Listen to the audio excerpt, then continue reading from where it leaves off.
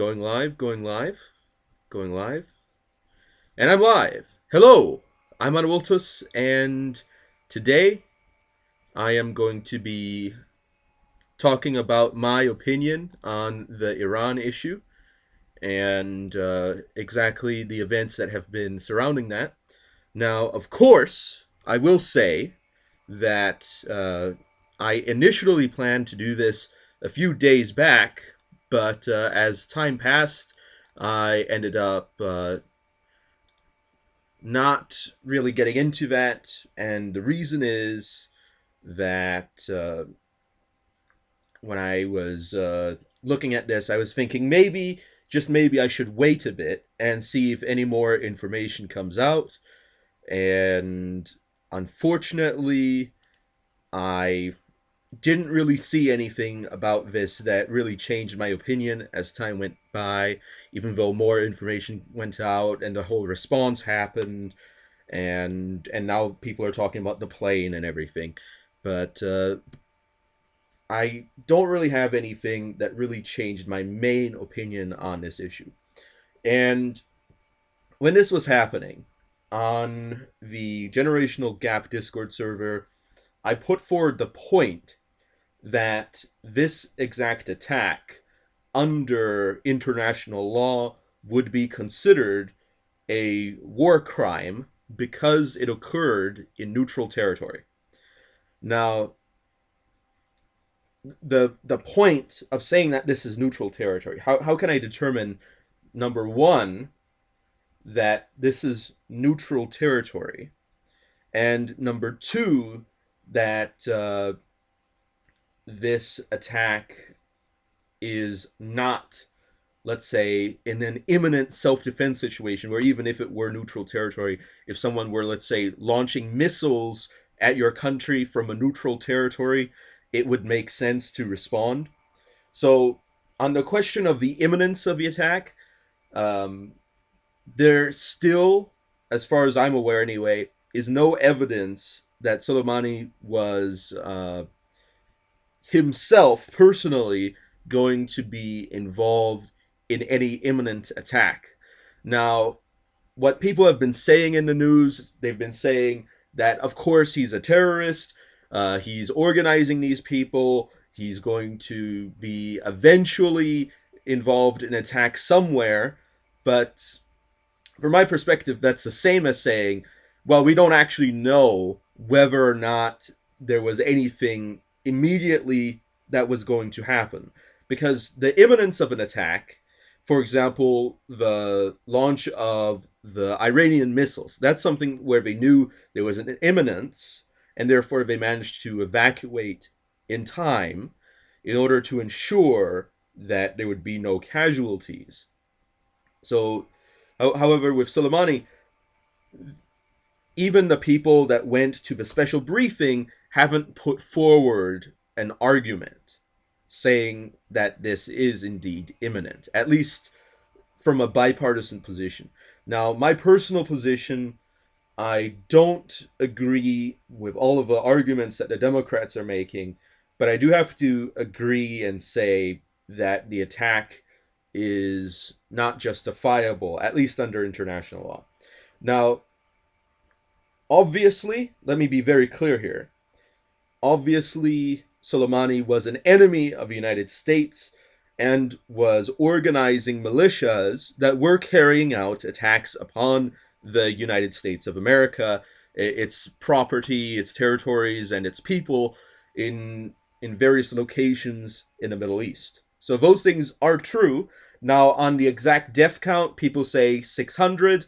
Um, it's kind of hard to prove that number because it requires you to make tangential connections between Iran and Hezbollah, and then going from there to militias in Iraq during the Iraq War, which is a war that's over, which means that even if that mattered then, it doesn't matter now because of the way wars work. But nevertheless, I will acknowledge that if this happened on the battlefield, I think it would be a legitimate kill. But the problem here is that they killed him in neutral territory.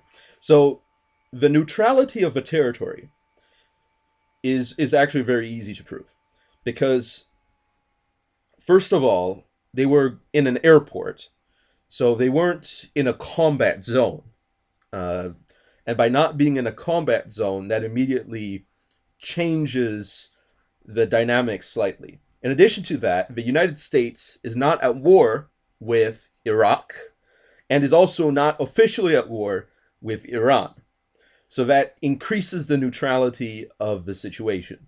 Furthermore, an Iraqi official died in the attack, so to claim that this is the US acting with Iraq as an ally is also false, because also later on the Iraqi government denounced the fact that this attack occurred in their territory and viewed it as a violation of their sovereignty, which it is.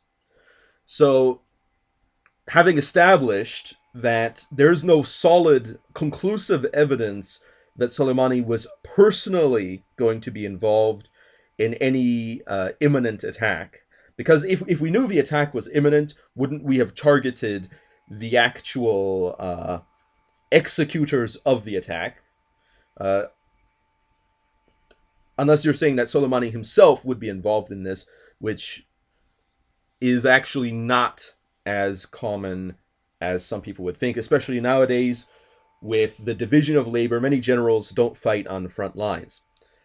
But anyway, going back into this issue,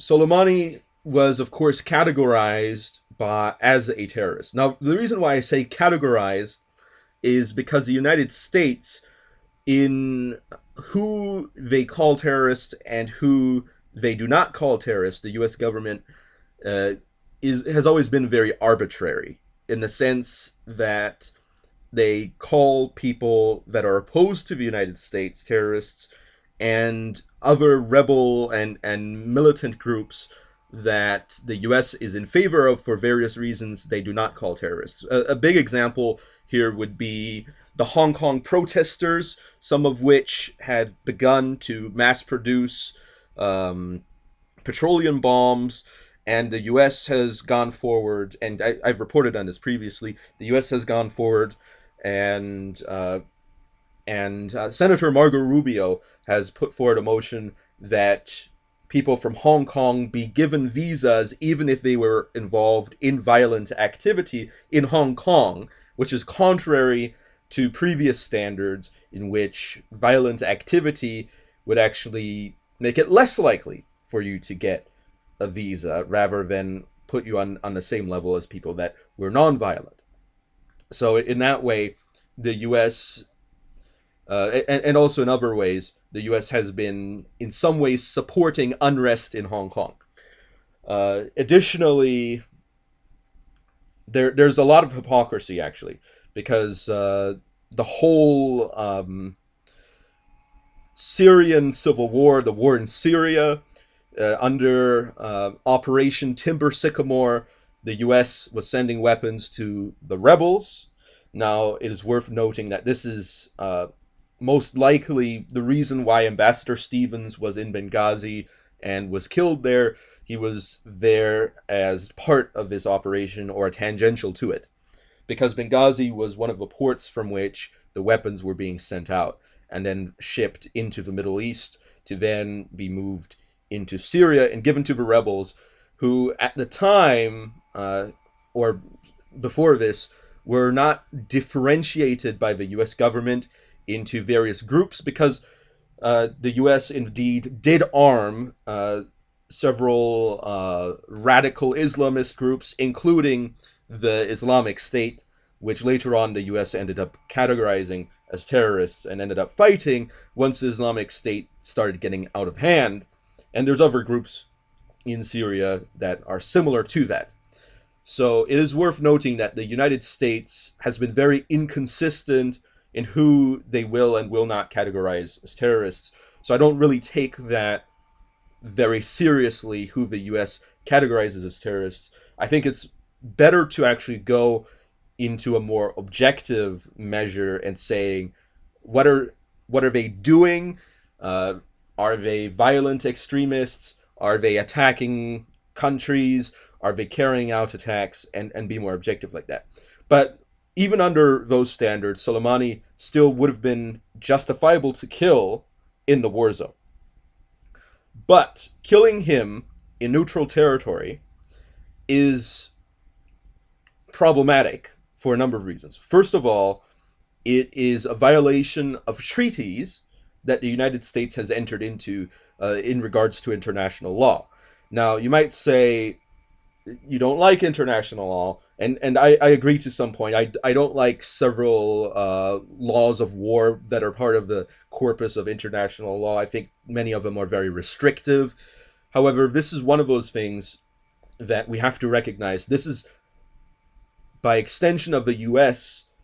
being party to these treaties, this is also law that applies to the U.S., and therefore, if the U.S. violates it, it is indeed a serious violation and actually violates the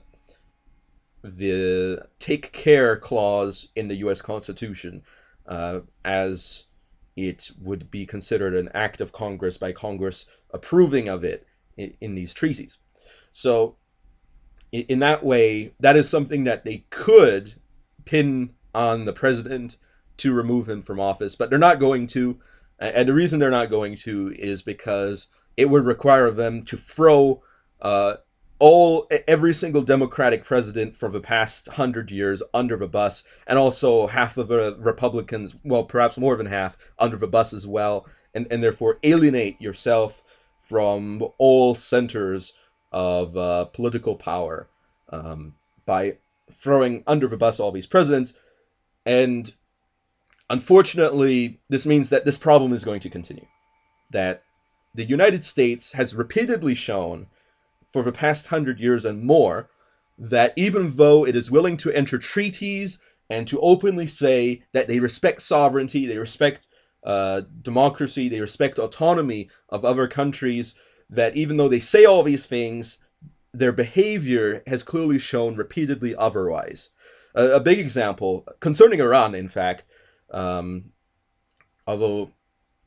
this goes back to World War II, when the Allies invaded Iran in order to secure supply lines to the Soviet Union, despite the fact that Iran was a neutral country, or Persia back then, I suppose. And that is how that Shah got in power in Iran, who was later on overthrown, and then the new regime came in with the Ayatollahs and everything. But anyway, going back to that point, we also see this in Ukraine, where the US was covertly supporting the overthrow of a democratically elected government in favor of another government, to which George Soros actually had an important role in rewriting the Ukrainian constitution following the overthrow of the Ukrainian government. And this also led to, of course, Russia taking advantage of the situation and acquiring some territory in Ukraine, and also an ongoing civil war, as it happens to be in the eastern parts of the country. Of course, I mentioned Syria and the Arab Spring as a whole. The U.S. Under the Obama administration, with Hillary Clinton as the Secretary of State. So most of this is happening in the U.S. State Department and affiliated NGOs, such as the National Endowment for Democracy and the Open Society Foundation and others, where they work to overthrow various governments that they don't like. And an example would be Egypt, Libya, and Syria, and possibly in the future Hong Kong, as things develop there, or perhaps Chile, as we see riots occurred in Chile, and a lot of the organizers of those riots were, of course, trained by U.S. NGOs. But so what I'm saying is that there's a huge amount of hypocrisy here. Most likely on both sides. Let's be honest here. Iran calls the U.S. terrorists, and then they themselves fund terrorism. So it's not as if they're not being hypocrites too. However, I was always hoping that the U.S. that Uncle Sam would be the better man, but apparently that's not going to happen. What we're going to get is that the United States, instead of being the shiniest jewel in the treasury, is in fact simply the most polished turd, the shiniest dunghill in the field. And one day it will wash away, and then we'll find another dunghill to admire. But that's how history goes.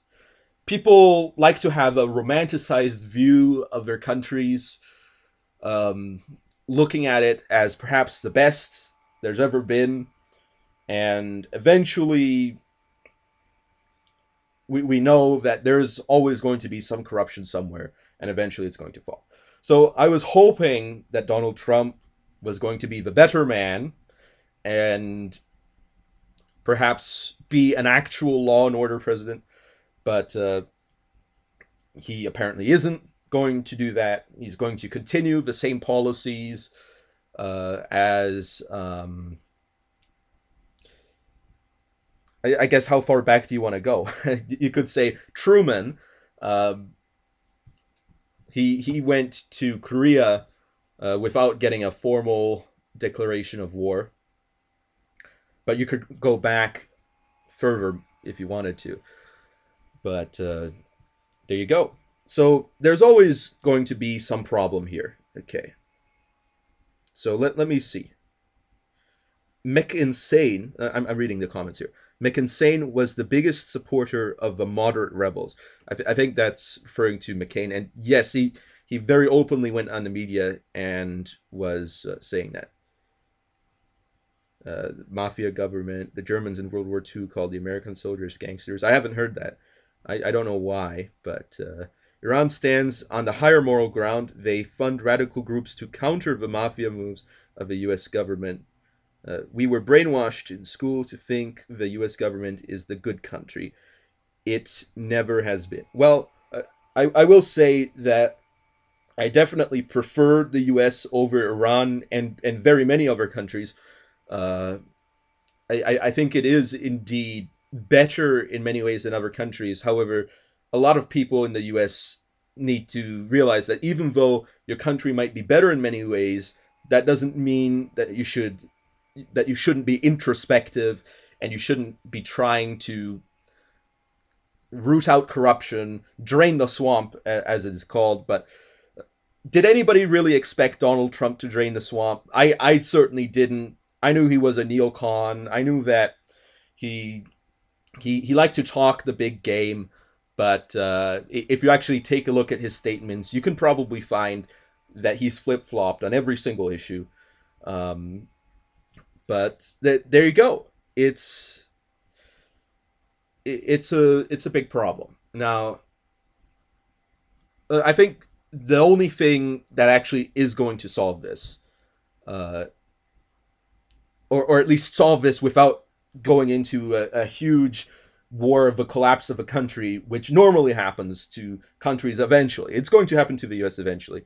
Uh, what we have to do is we have to have some serious constitutional reforms to fix the problems that the United States has encountered in how its government functions, in order to eventually improve the situation as it stands, to grow in a manner that actually takes the moral high ground.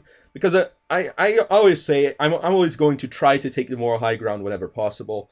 I don't always, and that's a fault of mine. Okay, that's I can say that that's my fault, and that's my problem. But unfortunately, the U.S. government doesn't take that view.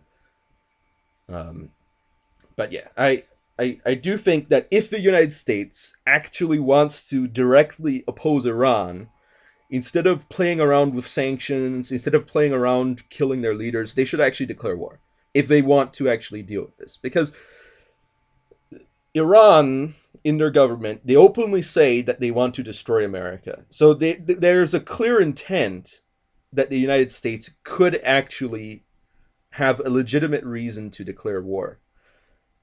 But all I'm saying is that they need to be decisive. They need to be open about their decisions. If you're going to oppose a country, actually declare war. If you're going to support rebellion in Syria, prolonging the civil war by many years, increasing the death toll by many thousands of people, displacing many other thousands of people, why not actually openly declare war? Because then you actually have, then people know that they're actually dying for a reason, that there's actually something happening. But no, the U.S. It's no honor, no honor in Iran either. But that's a problem. Okay, here let's see. The hands of the government must be bound tighter and soon.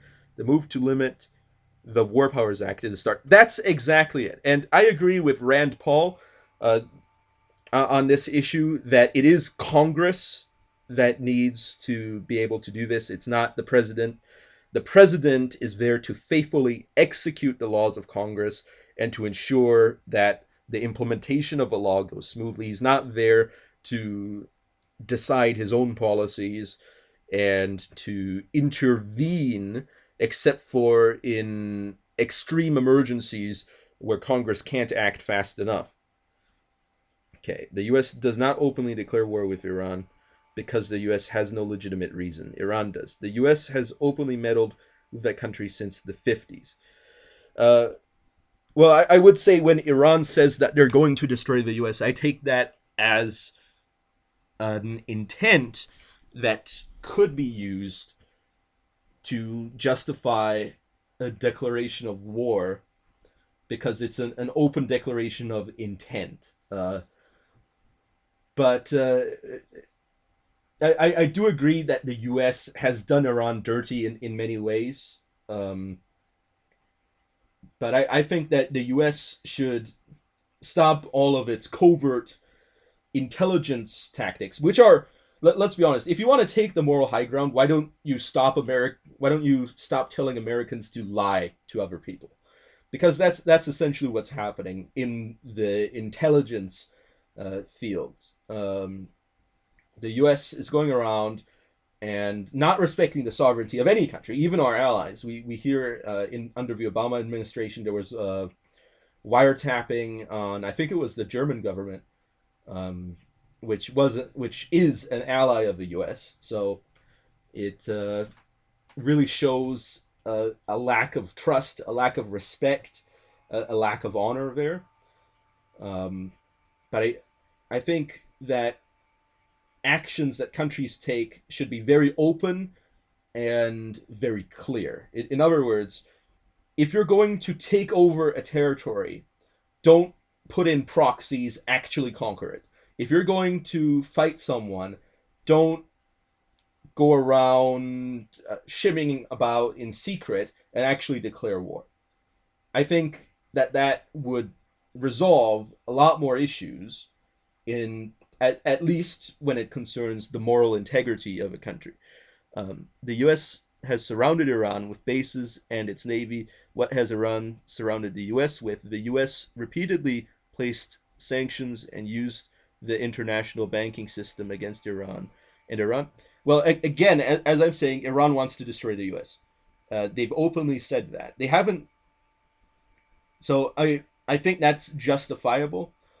That justifies war, in my view, anyway. I know a lot of people would think that that does not justify war. Now, I'm not saying that the U.S. should go to war with Iran. I'm just saying that I think they have a just reason to go to war with Iran. Let me be very clear on that. I think that the U.S.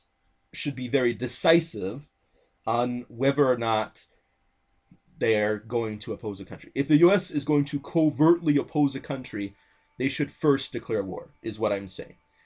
um, because then that justifies those other actions as actions that occur in a state of war.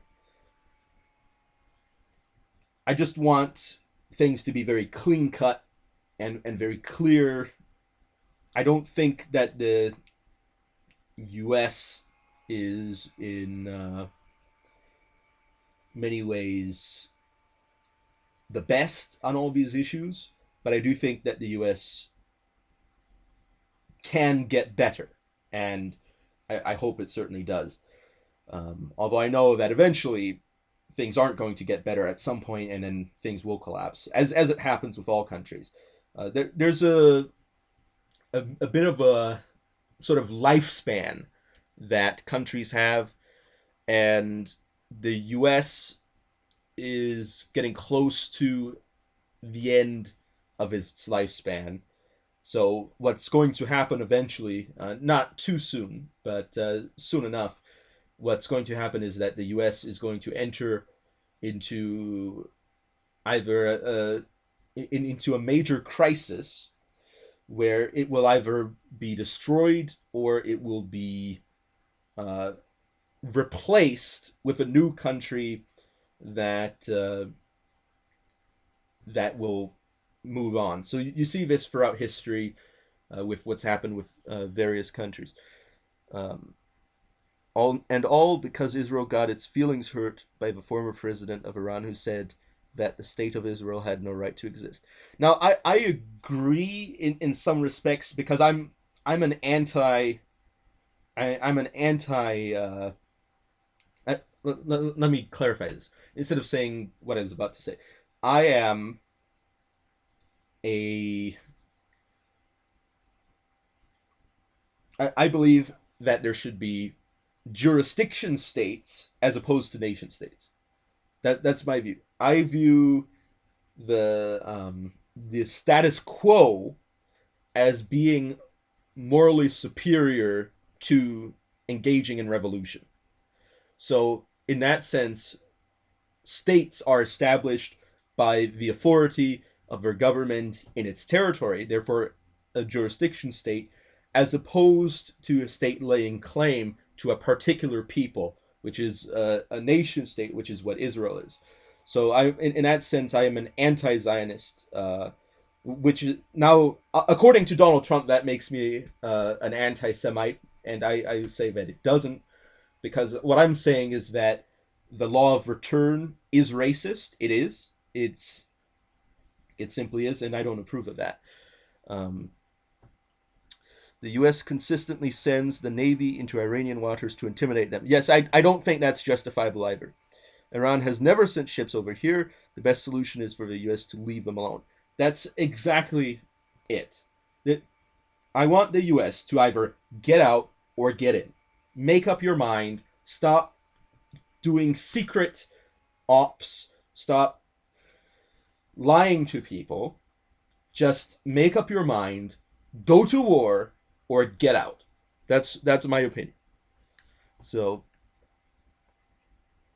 okay, the problem is that the U.S. government has divided loyalties, uh, foreign aid and foreign entanglement. Arabs are Semites. Well, yes, in a way, and no, in another way.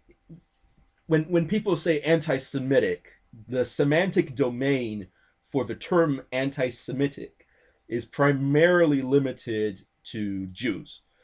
Um, so, although from a linguistic standpoint, you can say that Arabs and I guess you'd also say Akkadians, Assyrians, Chaldeans, Aramaeans, and, and various other groups speak Semitic languages and therefore can be considered Semites. However, it's a question of semantic domain. Um, the government has lied us into every war that has ever been fought. Um, I don't know if you could say every war, but certainly has been a lot. Because for example, an exception to that would maybe be the Northwest Indian War, where the British were actually funding uh, tribes to attack the U.S. But which now the U.S. does in Syria, so it's not as if the U.S. can take the moral high ground on that. But there you go. So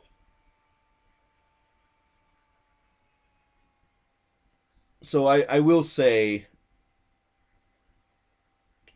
that there is a problem with how this has gone and with how this is established. Now, on the question of the airplane, now the Iran has zero reasons to shoot down that airplane. It's a civilian aircraft. I don't, as far as I know, there wasn't anyone particularly important on there, and there were also Iranian citizens on the airplane. So, if it was indeed an Iranian missile that hit the plane, it certainly is an accident and should not be treated as an act of war, uh, unlike the actual attack on Soleimani, which happened on not as an accident and on neutral soil, um, or the Iranian counterattack, although that's more dubious because they did warn in advance. So it could be argued that it's a way of saving face and therefore uh, doesn't actually constitute an actual attack.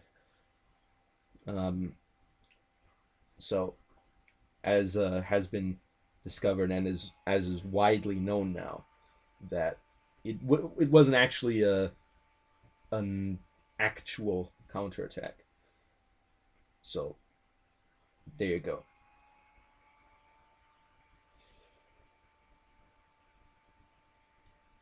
So yes, I think that the U.S. should take more definite stances on all these issues and should enforce the treaties that it has agreed to join. Because, for example, in Central America, the U.S. made a mistake somewhere and then got sued by one of those countries.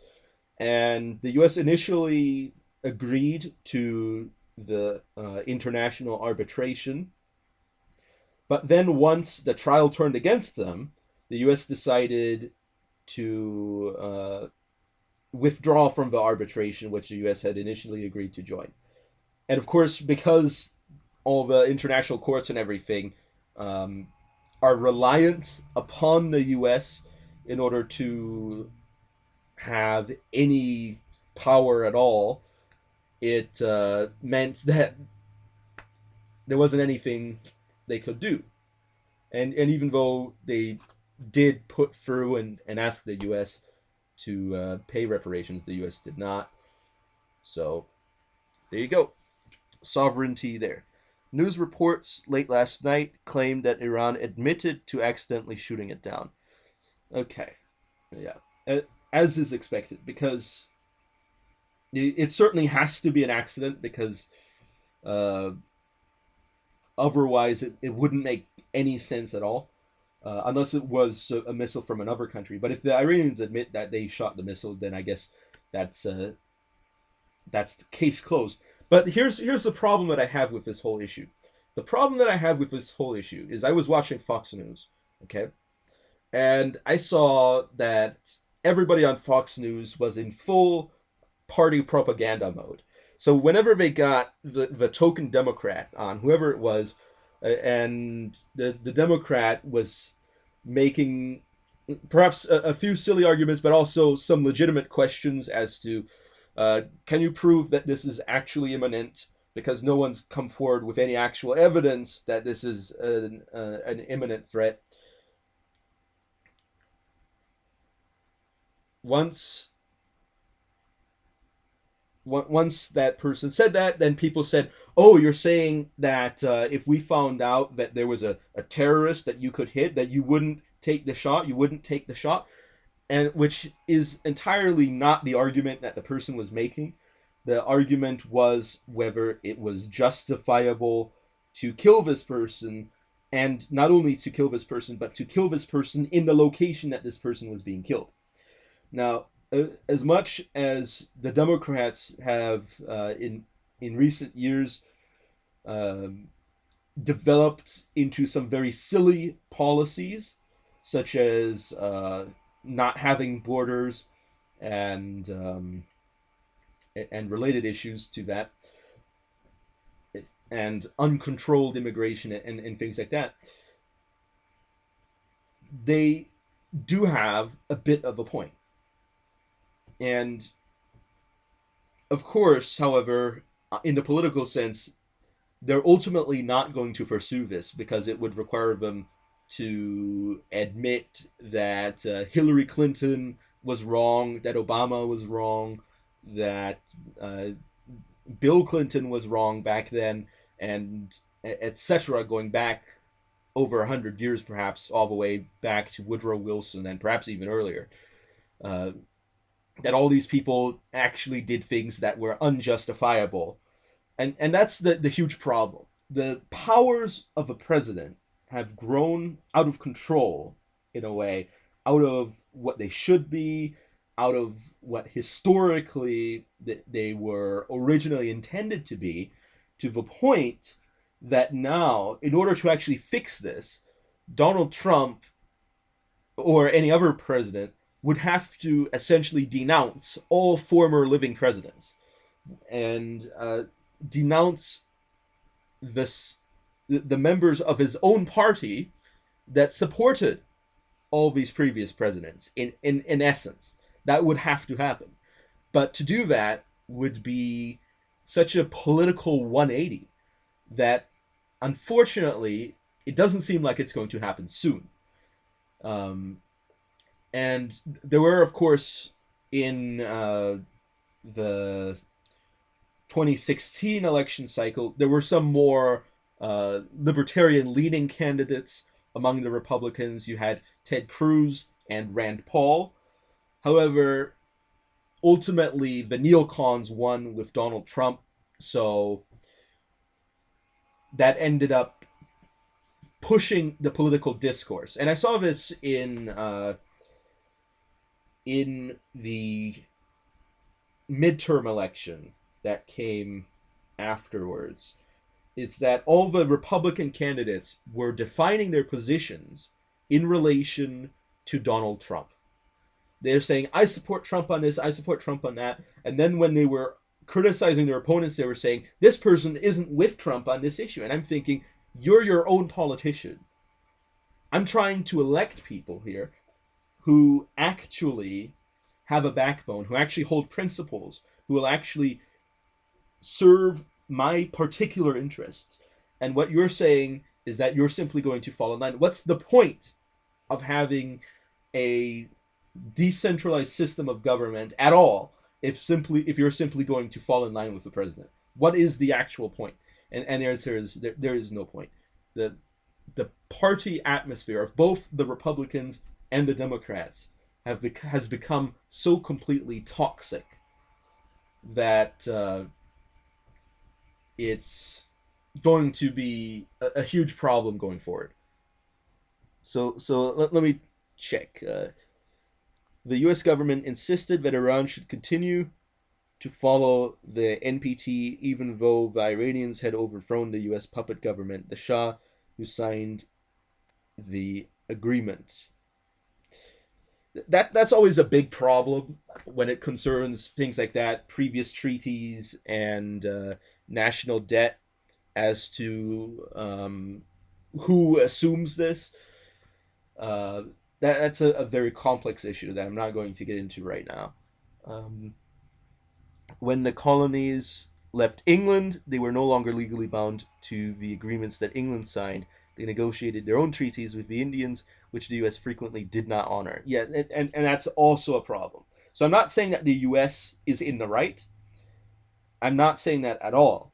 What I am saying is that the US needs to get in the right. From the position that we are right now, the United States needs to actually make things right. And the past is the past. And unfortunately, there are many things that can't be fixed, past issues that will not be resolved. But the US needs to actually shape up from this. The office of president was restricted to running the executive branch and for being the head of the military in a time of war. Congress did not want a standing army. We have a standing army. Now, I do have to say that having a standing army is generally better than not having a standing army, especially with the size that the United States is. Having a standing army at this point, from a realistic standpoint, when I say realistic, I mean the realist school of thought, is something that at a certain point becomes necessary for a country, um, regardless of the country's wishes as to whether or not it is something that people want. It becomes necessary at some point. Um, let's see.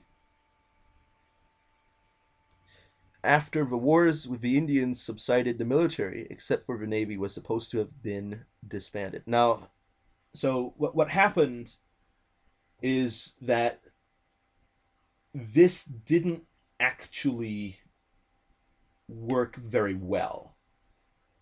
Um, at the time, it sounded like a good idea, but ultimately, this didn't work as well as was hoped, and this is very clearly apparent in the the Northwest Indian War, of course, where you have the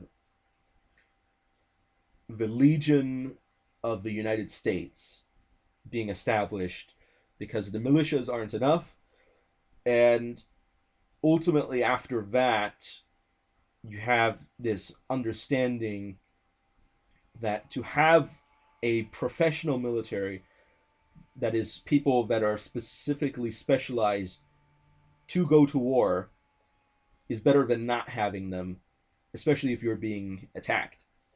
So, actually having someone that is better than a militia is actually something that works because the militias were not sufficient for that war.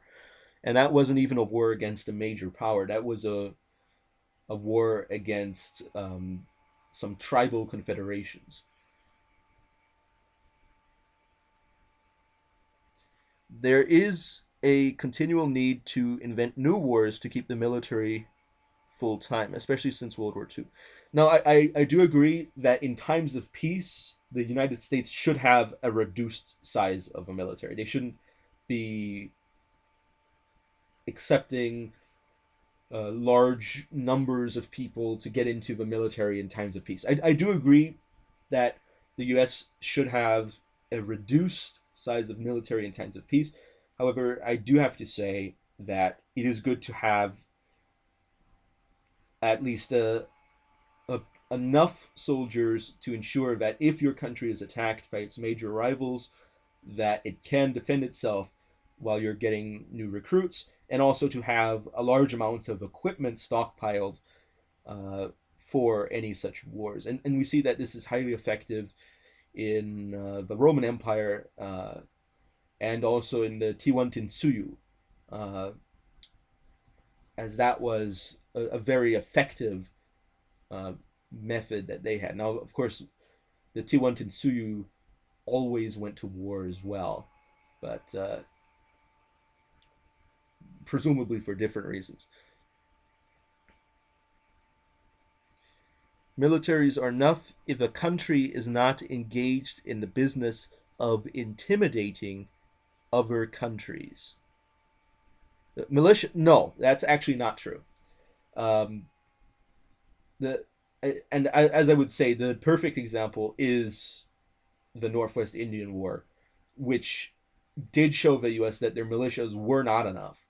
Um, but this is also true if you are a major power as big as the United States, having a professional military becomes necessary once your country reaches a certain size.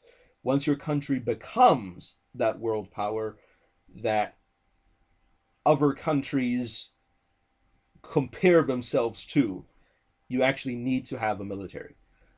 Because one of the reasons why we haven't had many huge wars is because of the size of the US and its military.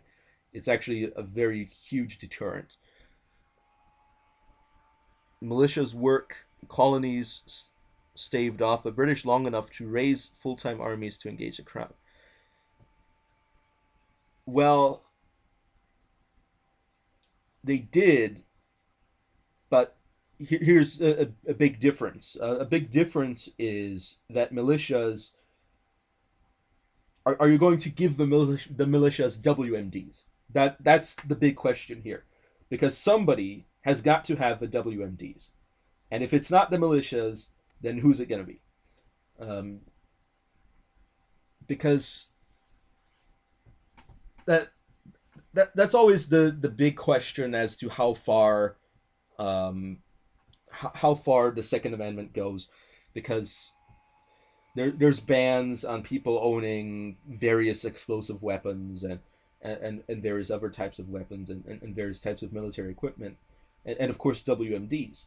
But in a war where there are these countries, you do need to have this, because this is what actually happened very frequently in ancient times. You see, let's say, the Roman Empire. This is the perfect example. The Roman Empire invades some area, and what they're greeted with is with the tribal warriors of whatever tribe they're invading. Now, these tribal warriors are essentially militias in a sense, although they are more professional, but they're not paid warriors, because in times of peace they farm or they hunt or they do whatever else. So the Romans invade Gaul and they conquer it. Now they conquer it despite being vastly outnumbered by their opponents. The reason why they succeed in conquering all these various areas is not simply because they have superior equipment, it's also because they have a professional military. And this is one thing that I think is important, that a lot of people don't realize is actually important, and that is imperialism. Imperialism matters and is actually important because there are times when I think a country does need to invade another country for various reasons. And if you already have a military for this, it's a lot easier to do that than if you don't have a military that's dedicated for this purpose. And this is one of my major objections to The Great Replacement, written by the Christchurch shooter. He One of his major positions was that he was an anti-imperialist, and I think that from a perspective of realism, imperialism is necessary. It's a necessary option. It's a necessary tool that you need to have available. And if you don't have a professional military, you cannot engage in imperialism. And therefore it essentially um, makes it essentially removes an important tool that your country should have available and makes it unavailable. Okay. The Navy would not be disbanded. As a matter of fact, the Air Force could be rolled into the Navy. Okay. And I guess the response of the Air Force is for WMDs. The Navy would control the WMDs, the only constitutionally authorized full time force.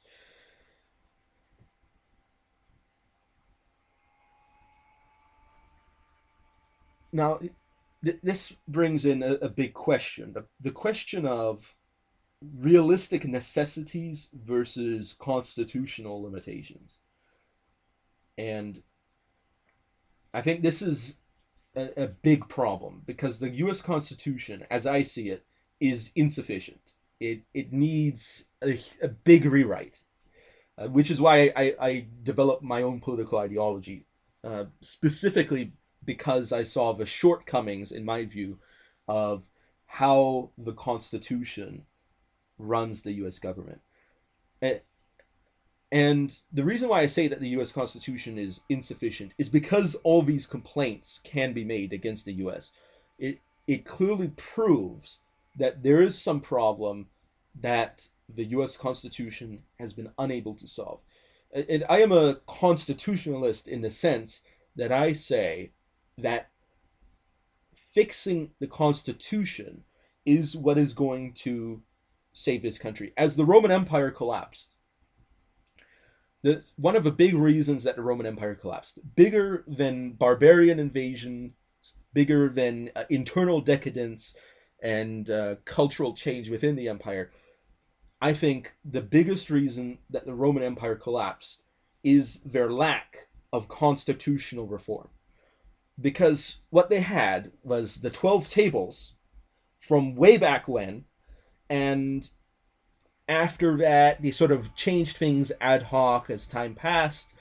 And then eventually they had the emperor, and they were still the republic. So it's technically still the same country, it's still the same government, technically speaking. But the emperor had no constitutional grounds. Now, if they wanted to keep the emperor, what I think they should have done is they should have actually put down the constitutional grounds for it and actually put a a clear system of succession and actually pulled back the military to actually be loyal to the Senate rather than to the emperor himself, or to the exact commander, as had been caused by the Marian reforms. And if they had done this, then their empire would have lasted a lot longer, at least in the West, that is. But they didn't. So what happened is they ended up having endless civil wars. Now, of course, they needed a professional military this whole time because they had barbarians on the border that were going to invade them. But additionally, so you've got the Limitanei and other groups. But additionally, they ended up not having a clear system of succession, which led to an emphasis on loyalty to the military commander, which led, and the emperor, the imperator, is primarily a military position. So that ended up leading to repeated civil wars that depleted the empire's forces on their borders because they needed to fight each other inside the empire. And ultimately combine that with major plagues that ended up killing large parts of the population, and suddenly the empire is a lot less able to defend itself. And what happens then is that it's very easy for other countries to invade and to cause serious damage and then to make demands of the emperor. And that's where you've got all the foederati gaining their little fiefdoms within the territory of the empire, and ultimately favoring themselves over the emperor, and therefore destroying the emperor's authority in Gaul and in Spain and in Africa, which eventually leads to the empire being a lot weaker and then eventually collapsing as corruption within the empire, due to its lack of constitutional reforms, ends up tearing it apart, and people start cutting it up like it's a pie and taking whatever they want. The current system in the US is anti-liberty for individuals, central control, fiat money, spying on citizens without their consent. This government has devolved into tyranny. Now, let me look at those points individually. Anti-liberty for individuals, yes, that can be argued in some sense. Although if you compare the US to every other country, it has, on average, has a lot more. However, that is still true. It just happens to be a shinier dunghill than the others. Let's see, central control. That's a big problem, and it's partly the fault of how the Constitution was written and how this the government is organized. Uh, this is an actual problem caused by the U.S. Constitution and how things are. Because what you can do in the U.S. is, if you don't like what your mayor's doing, you can go to the county commissioner and vote a county commissioner that will countermand what the mayor is doing. If you don't like what your county commissioner is doing, you can vote for a governor that will then countermand what your county commissioner is doing. If you don't like what your governor is doing, you can vote for people in Congress and the president to countermand what your governor and your state government is doing. And and that's a huge problem. The huge problem is that instead of there being a chain, you know, like how in the military there's a chain of command. Uh, in a democracy, you could say that there's a chain of accountability and a chain of reliability.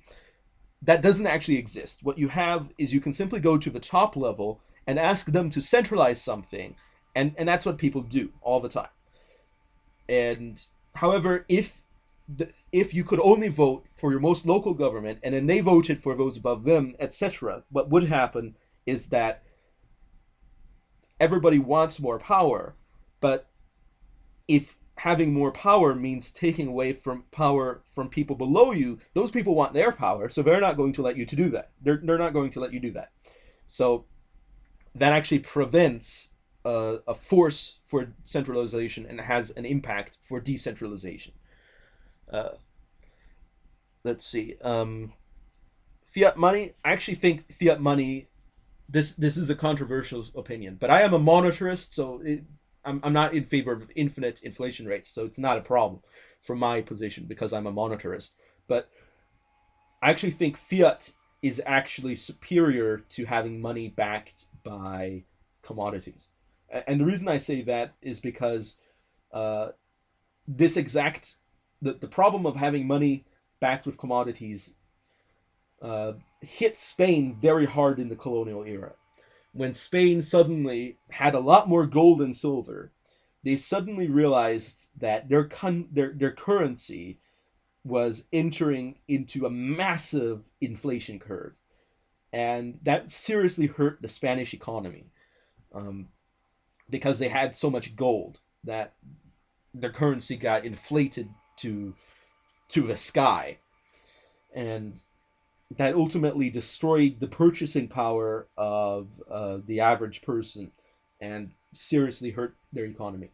But with a monetarist system of fiat currency, you can what for example, the exact system I propose is that there is a pull limited uh, money supply. In other words, as the population increases, you print a certain amount, or you produce, let's say there's coinage or something, a certain amount of credit based upon how many people there are.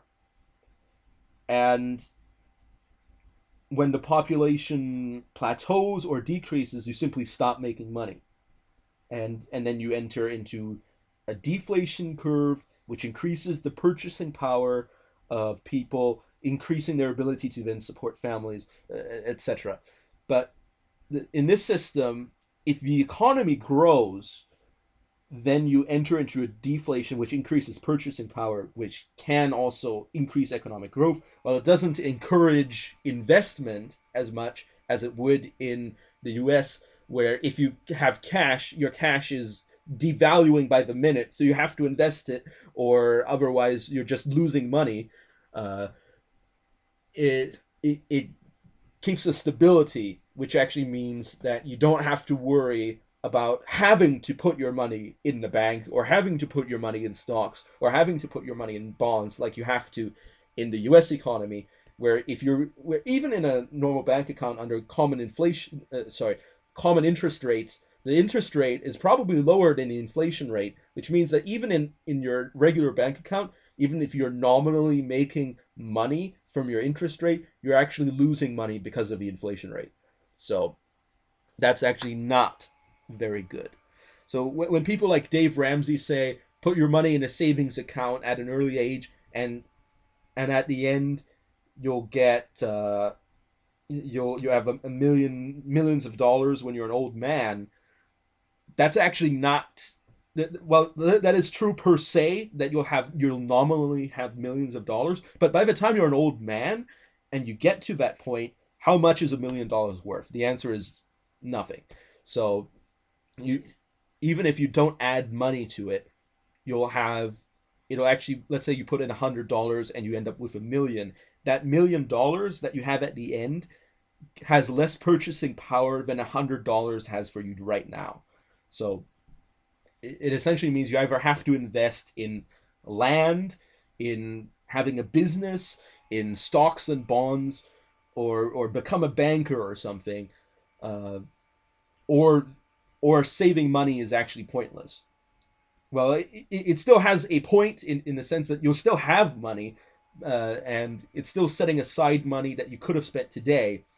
But if you actually want to increase the money that you have, you actually have to be smart in how you invest it. I don't think that's very good for the average Joe out there who maybe isn't investment minded and thinks that perhaps actually stuffing money under your mattress is useful when in fact it isn't useful because the money devalues. Um, okay, let's see. Spying on citizens without their consent. I think that's a bad thing. Now, obviously, I think that people should be rewarded if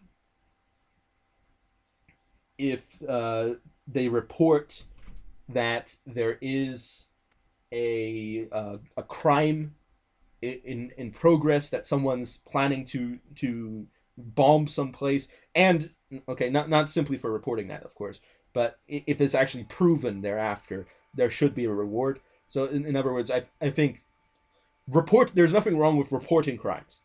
Uh, However, I do think there's a problem when the government then covertly goes in and lies to you and then steals your data and uh, and covertly spies on you. I don't think that's something that should happen.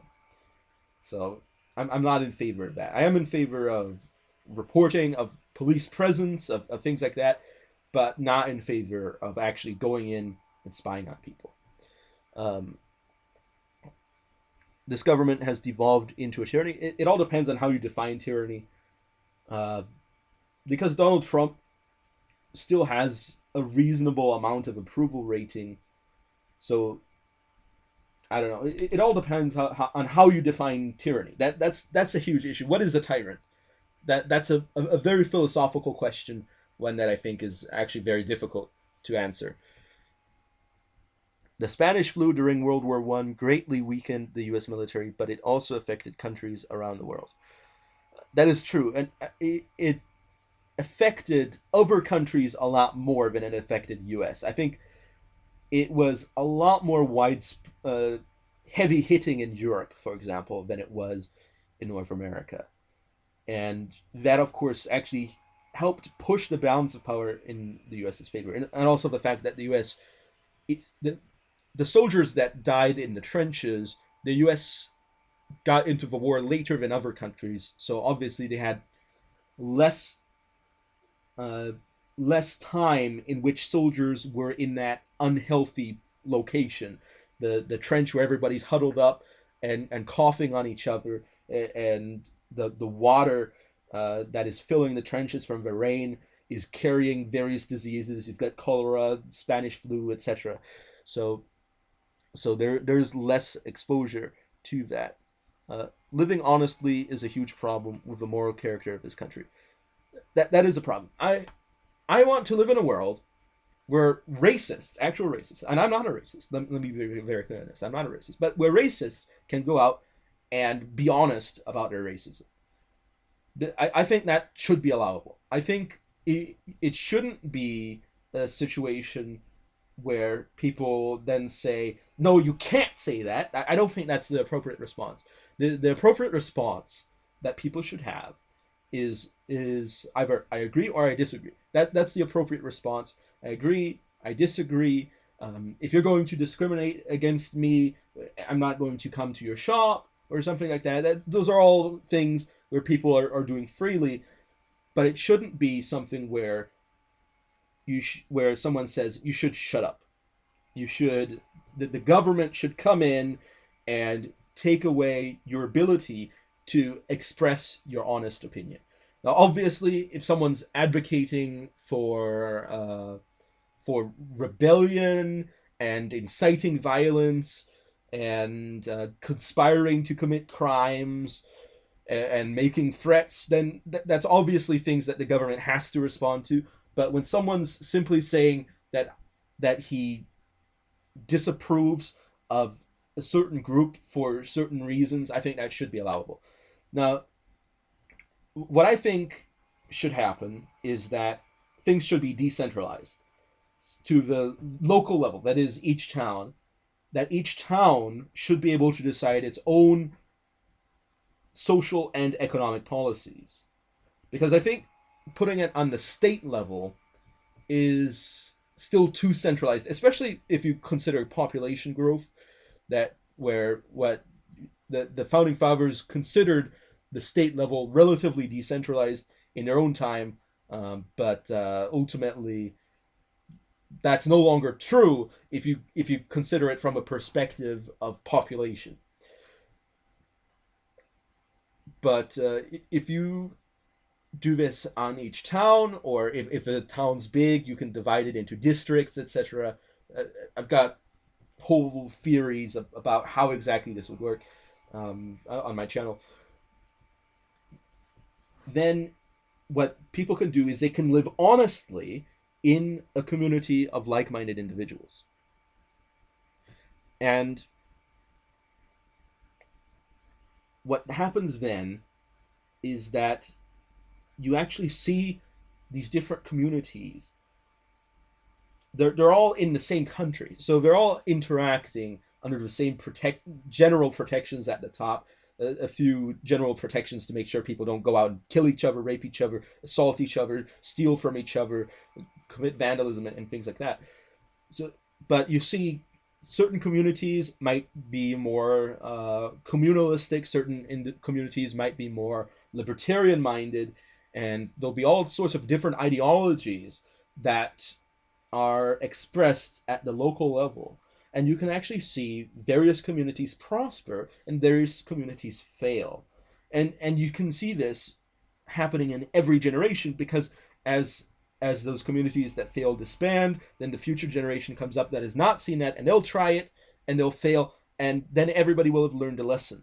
Because what I think is very important, people say, oh, we've learned our lesson from Nazism, fascism, communism, way back when. But the problem is the new generations that are coming up, they haven't seen any of that. All those things that you say are bad, they haven't seen any of that.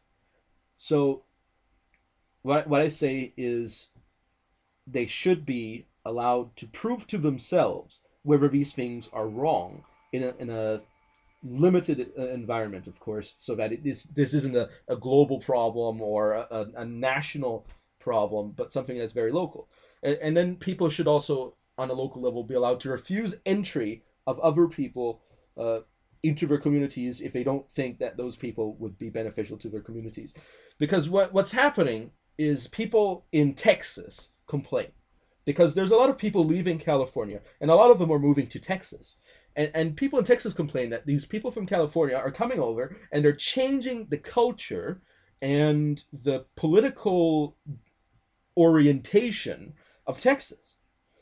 And that means that the reason why these people live in Texas, the reason why they're proud of being in Texas, the reasons why they enjoy living in Texas are being undermined by other people coming in. And what I say is that they should simply be allowed to say no, not on the level of Texas as a whole, but on the level of each town, because if this is decentralized to each town, then it doesn't really matter what Texas as a whole is. But they should be allowed to say no. And then those people can live in communities that are amenable to their viewpoints, and hopefully they'll be happy there. And if they're not happy, maybe they'll change their minds about a few things and try something different. That's what I think. Um, Over 50% of the U.S. is now dependent on the government for a check. Yep, that's not a good situation to be in. That really tells us something about our economy. The fact that the U.S. still is so powerful economically, even though this is true, shows that the U.S. has a very strong economy. It also shows that the U.S.'s economy could be a lot more powerful. Because I don't think there should be that many government employees. I think what should happen is departments of education and all that should be decentralized to the local level. Each town should decide whether or not they want to have public schooling, whether or not they want to have public health care. And if they want to have any of those things, they need to be able to pay it from their own community. And then what happens is you actually have competition. Because what you have, if you decentralize schooling and things like that, is instead of everybody doing the same thing, what you have is people doing slightly different things. And when people do slightly different things, some people are possibly going to perform better than other people. And what you can do is then you can take notes on why they're performing better, and then you can try that. And that leads to an exploration of the effectiveness of various forms of education that is not possible in a centralized system, and that allows the academic systems to develop to a degree, to develop to new heights that they cannot reach under the current system. And also systems of healthcare as well, because you might say, well, actually, I might have free healthcare in my own town here. It's not actually very good compared to the healthcare in the neighboring town. And they say that maybe they'll give me a discount, and I'll go there, and I can get healthcare there. And then that tells people in your town is that maybe your healthcare isn't good enough, and maybe they need to reform it, change it, or whatever. Or maybe in another town they don't have free healthcare, and everything's private there, and they're doing fine. Or maybe another one, everything's private and they're not doing fine. But you can all optimize, and it leads to exploration, optimization, science, discovery, experimentation. This is the scientific method applied to politics, and I think it would be very good to see. Free speech is speech that can be countered by more free speech. I agree on that. The obvious exceptions being things that destroy the fabric of society, such as threats to commit crime, conspiracy to commit crime, incitement to commit crime. Those are all things that obviously need to be dealt with. Perjury, I don't consider that to be covered under free speech. And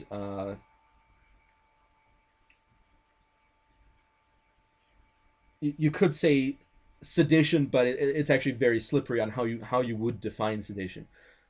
I would say a threat to commit a crime, such as a threat to go into revolution.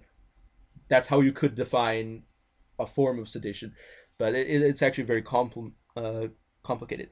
Preventative healthcare is the only logical course. The state of Oklahoma was on that path. The state paid for the medical training of doctors who agreed to open clinics in needy communities. Yes, that is something that can work in some places. It might not work in other places. And that's the exact issue. The exact issue is the whole country is not the same. There's different cultural groups in different parts of the country, and there's also geographic and economic concerns in different parts of the country. And that's why I'm in favor of decentralization. These doctors usually stayed there until they retired. Okay, that shows that those doctors they either had a strong link to the community, or were very well paid in those communities, which means that the system is effective, at least in that community. It might not be enough.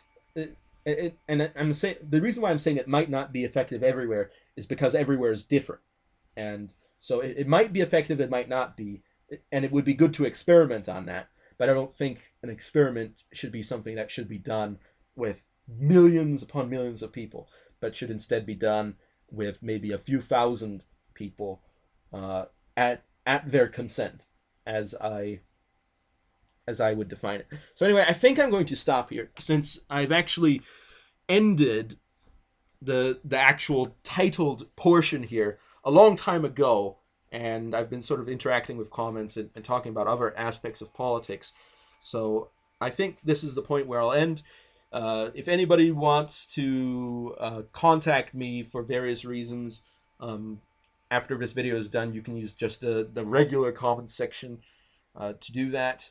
If anyone would actually want to talk to me or come on my show, do the same.